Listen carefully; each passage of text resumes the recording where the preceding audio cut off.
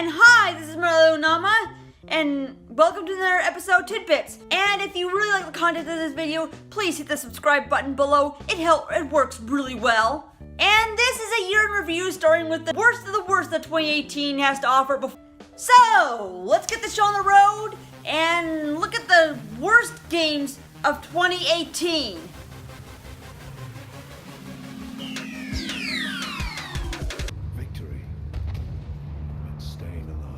Now, the only reason this could be higher on the list would be also the inclusion of game-breaking bugs and loot boxes to progress through the game. But Battlefield 5 mainly feels empty. The levels are very lackluster and get boring pretty fast. Despite this being a World War II era first-person shooter, it has nothing to offer. For something like Battlefield, a first-person shooter fan would actually expect more from this. Just comes to show you that Electronic Arts has really done themselves this time in terms of terrible games. I mean, overhyping a game surrounded by controversy is enough to land you on the list, a lot like our next contender.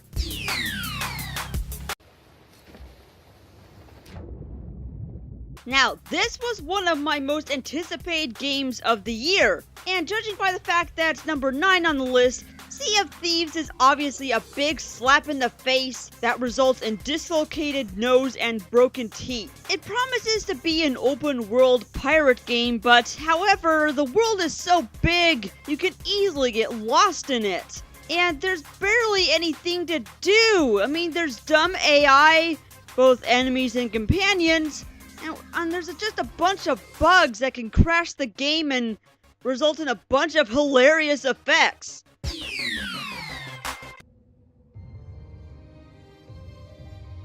Oh no, Square Enix! What are you doing now? Are you reverting back to that phase of milking your properties without giving a damn? Now, granted, I really enjoyed the first 2 Dissidias on PlayStation Portable. When I heard the arcade version being remade for consoles, I was expecting it, but not like this. I mean, remember when I said no ports? Yeah, well, this is actually an entirely different game. But it's so empty that it almost feels like the arcade version. Well, first of all, to start off, there's only one story mode. No character has her own story mode at all. And 2, the 3-party beat-em-up doesn't work.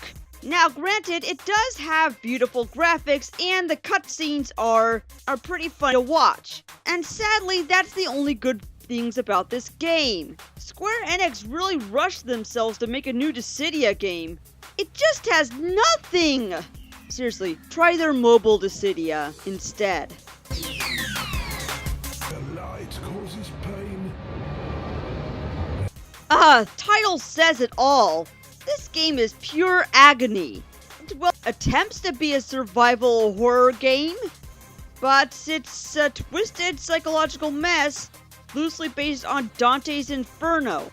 Seriously, the gameplay and the graphics are so convoluted you can barely tell on what is an enemy and what is really part of the background.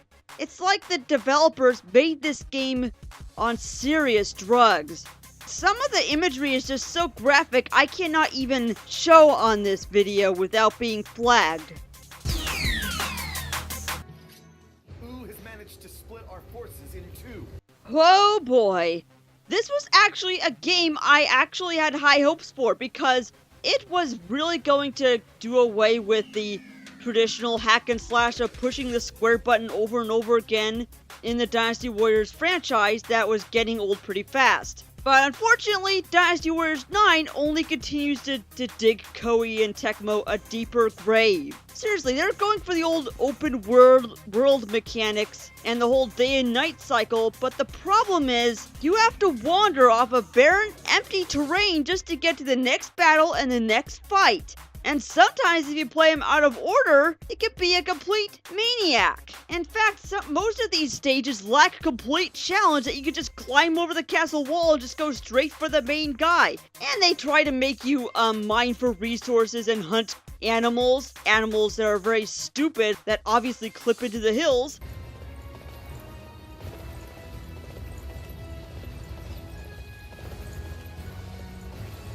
And the biggest slap in the face right here is that they took away the uniqueness of each character. Yes, so each character can now equip multiple different weapons. You know, Zenji is back with a whip again. Well, so is Diao Chan. And Cao Cao and Cao Pi all have swords. And the weapon combo's the same! Same moveset, same character progression, etc.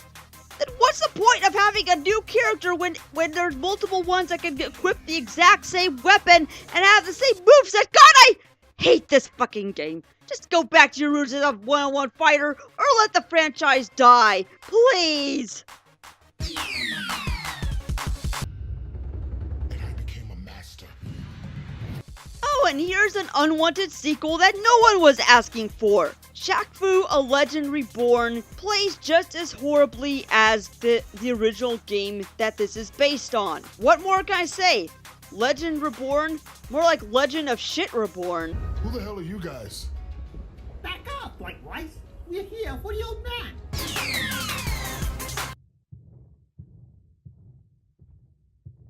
Oh, looky, it's one of Square's games again. An obviously rushed piece of shit game where I don't really have any idea what you're supposed to be doing. I think you're supposed to be a beat-em-up fighter?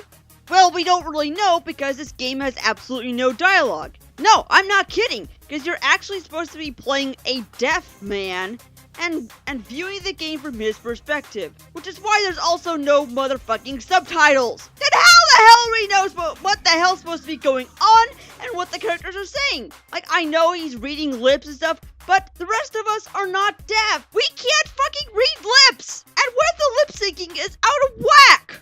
Quiet man? More like the dead man. But not everyone will be saved. Those chosen to enter this vault must be our best and our brightest. You obviously saw this one coming. Fallout 76. Everyone's favorite game to hate on nowadays because of how unfinished and rushed and broken it is. But beyond this is the false advertising that was propagated. Sure, I can go on and on about the pre-order farce of the canvas bag versus the nylon bag for $200 of your hard-earned money that you wasted, but that it's online only. Online only, with a bunch of the NPCs being replaced by player characters. Player characters who cannot turn off their fucking microphone, so you hear a bunch of background noise and ambiance that you don't want to hear while you're trying to engage in the story. There's no filter! Oh, and I love the classic T-poses and the terrible draw distance, and who could love clipping through the ground? Classic! Just fucking classic!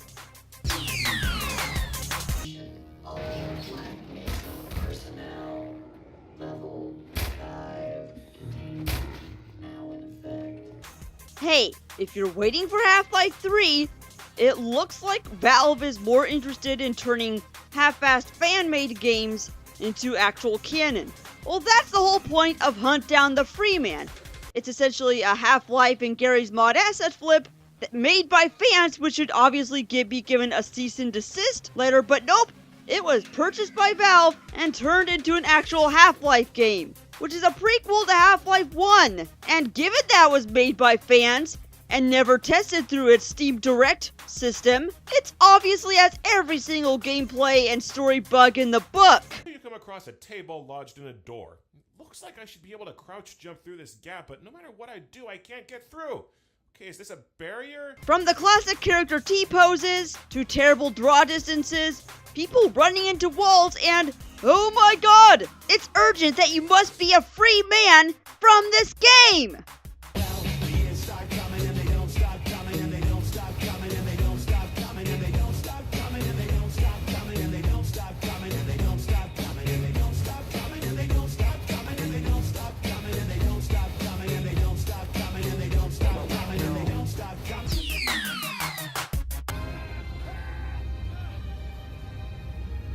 Oh boy, Konami, you done yourselves again. Remember 3 years ago, where I ranked your entire company as a third worst game of 2015 because of your pachinko machines? Well now, I'm doing it because of your asset flips to one of your beloved properties. One that's credited by Hideo Kojima, and guess where we expect it to turn out without Kojima involved? They're like little dog penises. Dog penis zombies. Red Rocket's gross. Red Rocket zombies.